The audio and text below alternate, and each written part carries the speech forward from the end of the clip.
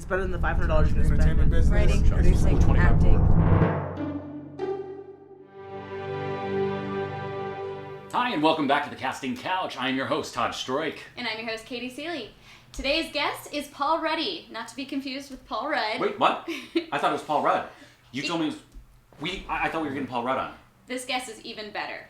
He's been casting for 13 years. He's worked his way up the corporate ladder and now does his own productions.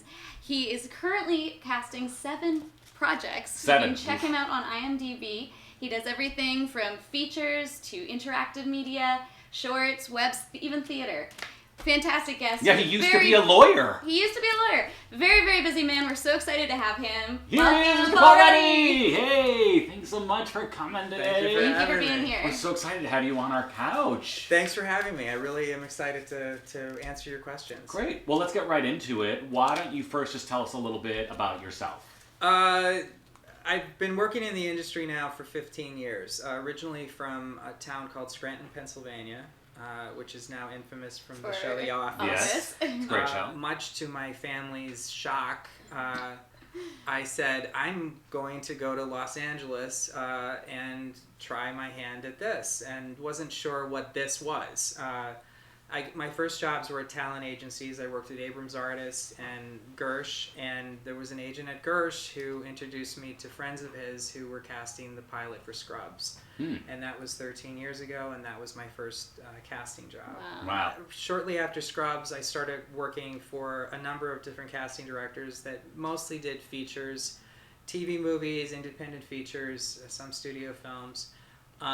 Over the last 13 years, I've done... it's pretty much run the gamut. I've done pilots, television series, web series, theater, but the bread and butter has been mostly doing feature films. Gotcha. And indies in particular.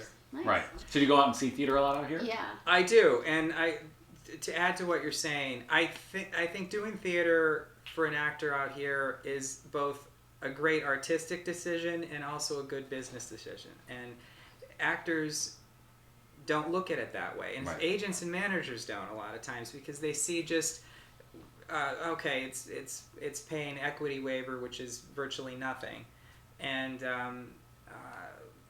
I can't afford to do that. But you got to kind of look at the big picture sometimes, and see that this could lead to jobs down the road. The people that are going to come to see these shows are people that work in the industry by and large. They're casting directors, they're agents, they're managers. So obviously doing theater can be a really good thing. Have you gone to theater here and found an actor that you brought in for roles or for auditions? All the time. Okay. I can't count the number of times that's happened. Yeah, I read all the bios, and if you have a solid theater background, I know you're going to be good when you come in the room. And I look for that on resumes as well. Great. Oh, well, so since you bring up resumes, how about headshots and resumes when you see them online? Like, what stands out, when people submit, when agents submit, or when actors self-submit? Well, initially when I go through submissions, I could have 2,500 submissions for one role. So how do you stand out?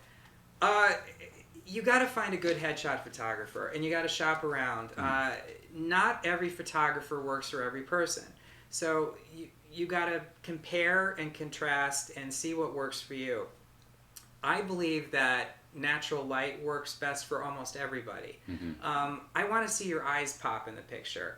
I want to see your features pop.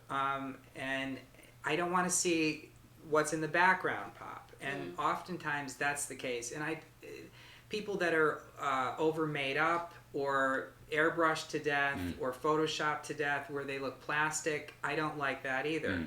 And then they come in and they look completely different from your picture, their exactly, picture. Exactly. So it's a waste of your time. And it needs to look good as an 8x10, and it needs to look good as a thumbnail.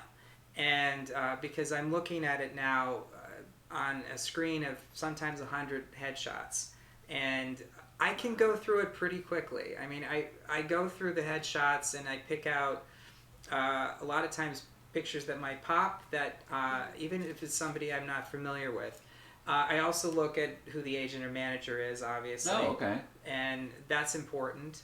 And if I have a relationship with them and I trust them and their taste, And I usually do one run through, and I can cut down 2,500 pictures to 100. Mm-hmm. And then I go through those again, and I look at the resume more carefully, and I look for things like where they studied. Did they go to Carnegie Mellon? Did they go to Juilliard? Did they go to Rutgers? Did they go to a school that specializes in the performing arts? Who they studied with in terms of coaches, and coaches that I like, and theater. Going back to that, if they have a theater background, I like seeing that on resumes.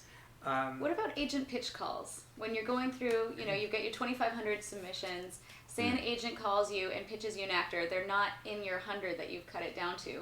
Would you consider bringing them in? Do you like pitch calls? Absolutely. And what I usually do is I'll say, just here's my email me their information, give me as much material as I can on them, and I'll look at it. I also like, there's a new feature that's on Breakdown and Actors Access. I think it's called Slate Shot. Yep. I've heard of that. I've heard of it, but I don't know have what it is. one either. And basically all it is you saying your name to the camera. You watch that, huh? I watch it, and what it tells me is I get to see what you actually look like when you're going to walk in that room, and I hear your voice. Two very important things. And sometimes actors don't have reels to look at, so that's the next best thing, and it can be very helpful. It can help me decide whether I'm going to bring that person in or not. So you think that's important if you don't have reels? What if you do have reels up on Actors Access? Do you think it's important? If you do have reels, do you watch the reels? I do, but keep them short and simple. A reel should be the length of a movie trailer. It should be look at it as a movie trailer about you. Right. And it should Absolutely. be short highlights of your work, and it should be your work. The focus of the scene should be you. It shouldn't be, I'm giving a glass of lemonade to Dustin Hoffman, which I saw on somebody's reel, and all you're looking at is Dustin Hoffman, and the person just walks by and hands them the lemonade, not paying attention to that. Right. So make sure that there's something in there of substance that we can look at. Also, speaking about demo reels and theater, do you recommend people putting theater on their demo reel, or probably not? Unless the quality is really good. Yeah, unless the quality is great, I wouldn't put it on there. You can always send us a clip of something that you've done on stage. Okay, but it should be different than your theatrical reel. Right. Yeah, exactly. That's a very good question. Say you're auditioning for a doctor role, do you expect them to come in scrubs, or Absolutely how do you feel about not. that? But if you're going in for a blue collar character, t-shirt and jeans. If you're going in for somebody that's a white collar character, some business executive, a lawyer, you dress up a little bit more and you look a little neater. A lot of this stuff seems like common sense, but you'd be surprised how many actors don't do know. that. Right. That's why we have the show. Exactly. Well, thank you so much for being on our show. Is there any last tidbits you want to tell our viewers? Yeah, homework. One of my biggest pet peeves is actors that don't do their homework, and that encompasses a number of different things. Bring a headshot and resume with you. Okay, you still like to accept I still like headshots and resumes. Most people do. Well, at the end of the day, I can tell you one of the reasons why that's important. At the end of the day, when we're sorting through who we like and who we don't like, and if your picture isn't there, you're forgotten about completely. So for practical reasons, that's it's very important to have it. Bring your sides with you. I'm not a big fan of people reading off of iPads now. No, I've seen people doing that left and right now. It can screw you up, and so paper, sides on paper. And it's very awkward. So bring paper. Paper works. Read the script. Most of the time, if I'm doing a film, the script is readily available. So get the script from either your agent or manager, or contact the casting office and read the script. And then go in there with the idea that I'm going to make a choice with this scene. How can I do this in a way that's going to make me stand out from the 20 other people that are coming in for this? You'd be surprised how many actors never read who the producer is, who the director is, who the casting director is. Look us up. You have Google, you have IMDb. Find out information about what they directed in the past, the types of actors this casting director has hired in the past.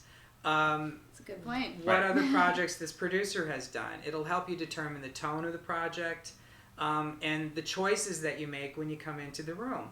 And it also relaxes you if you have an idea of who the players are and who might be sitting behind that table, so that you can actually carry on a conversation with them when you walk in the room and say, I saw this project that you did. Because guess what? Those people like to be recognized, and we're human beings behind that table, and they like people to compliment them. So Absolutely. That's important. Yeah. And the final note is we're looking at you not only as an actor in your performance, but also as a person. Yeah. And how you present yourself when you come in that room is extremely important. Is this somebody that's going to be a pleasure to work with? Is this going to be somebody that's going to be high maintenance and or difficult? And we can pick up on that stuff pretty easily. Another thing for actors to think about, especially new actors, is pull every string you can. I'm a big believer in work begets work. Absolutely. I worked very closely with a lot of casting directors over the years, and I broke off on my own about 4 years ago and started my own business. And I did a short film for virtually no money. And that one project has led me to so many other projects. The person that produced that showed it to a director who hired me to cast his feature, who in turn recommended me to 2 other directors for features. Wow. And it just was a snowball effect. Right. And the same goes for actors.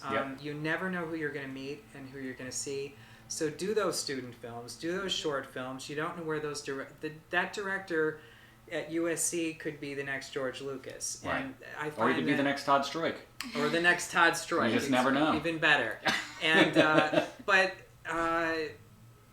and I find directors to be very loyal. If they like you, they'll keep bringing you back. So the more people you meet, the better off you're going to be. And when I say work begets work, do theater, do shorts, do web shows. Create your own content. Yep. If you're not getting enough work. You are the sole proprietor of your career. Don't use the excuse, my agent or manager's not getting me out on stuff. There's too many great groups out here of LA filmmakers that are getting together and doing projects together. Exactly. There's no excuse. Exactly. So. Great advice. Thank you. Well, thanks again for coming on. So for all of our actors out there, if they want to get in touch with you or they want to keep up with what you're working on, is there a Facebook page or a Twitter account? I have a Facebook page, Paul Ruddy Casting, that's pretty accessible. Great. And I've used it to reach out to actors myself, especially when I'm doing theater productions, where they otherwise may not have been submitted. I will go directly to the actor. So I utilize social media in that respect, and I find it really helpful. So I think that's probably the best way to reach me. Perfect. Okay, Well, great. thanks so much for coming on. you It's very so much. great to have you on the Thank you, Casting Paul. Couch. I really appreciate and it. thank you for tuning in this week to the Casting Couch. I'm your host, Todd Stroik. You can follow me on Twitter at Todd Stroik. And I'm your host, Katie Seeley. You can follow me on Twitter at _Katie Seeley. Please do not forget to like our Facebook page, The Casting Couch Show. And if you're on YouTube, subscribe below for lots of more videos and tidbits from us. Lots of more. Love it. Lots of more. All right. Thanks again. We'll see Bye. you next time on The Casting Couch.